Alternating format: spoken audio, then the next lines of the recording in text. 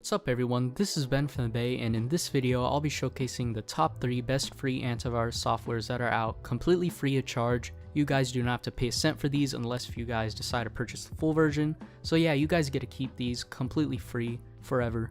Now before I get started, I like to explain that I made sure that these antiviruses do not hog up a lot of your CPU power or RAM, which I know is common in most antivirus softwares. So yeah, you guys are fine in that aspect. On top of that, I like to mention that the malicious file I used had a 40% detection rate, meaning that roughly 22 out of 56 of the antivirus softwares tested picked up this virus, including the antiviruses I showcase in this video. So yeah, these are pretty credible softwares that will do the job. Now, without wasting any more time, let's go ahead and get started.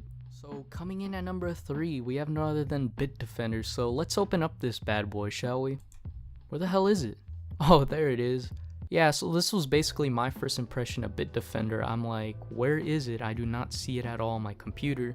But when I look to the right hand corner of my screen, I'm like, oh, there it is. So yeah, this tiny little interface has a virus shield, which you can either turn on or off. That's self-explanatory. That's your virus protection, so you can either turn that on or off.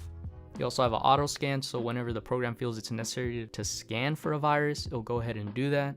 So you can turn that on or off as well. Now you may notice that there's no scan now button, which I kinda am against with, because I know this antivirus is geared towards simplicity, but I wish I could be able to scan for viruses on my command whenever I want to. But regardless, whenever your computer comes in contact with the virus, this program will just dominate that virus and totally catch it. So yeah, you may be wondering, how is this basic software one of the top? Well, that is the whole point.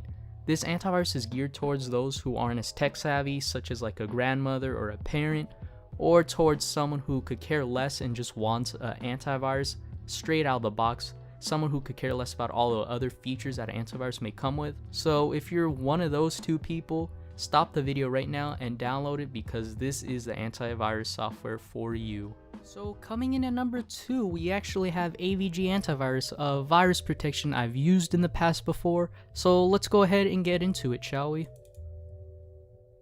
So as you can see, here's AVG Antivirus. We actually have a user interface that we could work with, as opposed to Bitdefender that did not give us much to work with.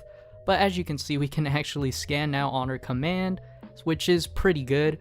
On top of that, we can also manage when we want our computer to run a scan, so whenever we may feel it's necessary for our computer to run a scan, we can go ahead and schedule a time in which it'll do so.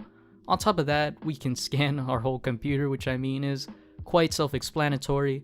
On top of that, we can scan for specific files or folders, so if we see a potentially malicious file and or folder, we could go ahead and take care of that. AVG will go ahead and take care of that. And on top of that, we also have an anti-rootkit scan, so if we want to scan specifically for rootkit viruses, we can go ahead and do that. You can also scan for performance issues, but in order to do this, you'll need to download AVG's own tune-up software, which I did not find as much necessary to do so, but if you guys want to go ahead and do that, you can. It scans for like registry errors and other stuff of that nature. So, but looking back into the interface, we also have web protection, which basically protects us from web-based attacks. So if we're like surfing the internet and AVG might pick up as a website as potentially malicious, it'll go ahead and block it. On top of that, we also have identity protection. So let's say if we download maybe a remote administration tool on accident that is encrypted within a file, it'll go ahead and do that, because I mean that is a privacy issue. And on top of that, we have email protection. So let's say if we have an email that could be potentially malicious and or threatening, AVG will go ahead and take care of that. So yeah, I really don't have any complaints using AVG. I used it before and it has not failed me. The only issue I had that made it deprived of being number 1 in my opinion was that it constantly told me to upgrade, which is kind of intrusive. Like, I felt it was kind of too much. Like, I understand where they're coming from. They're providing this for free and they want us to upgrade, they want to make money.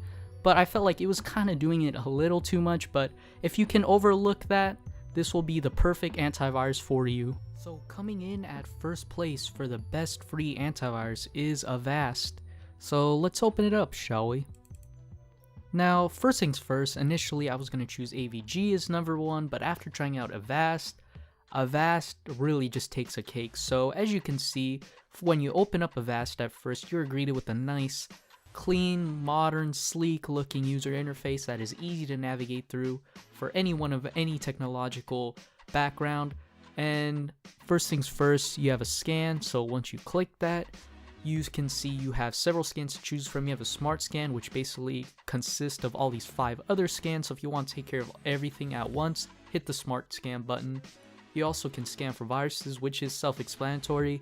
You can also scan for browser add-ons. So let's say if you have an add-on installed on Chrome that's slowing down your system, Avast will pick it up. You can also scan for outdated software, because I know like Skype and CC Cleaner, you know, softwares that consistently need updates. Sometimes you forget about it. So if you click that button, Avast will pick it up and update it for you.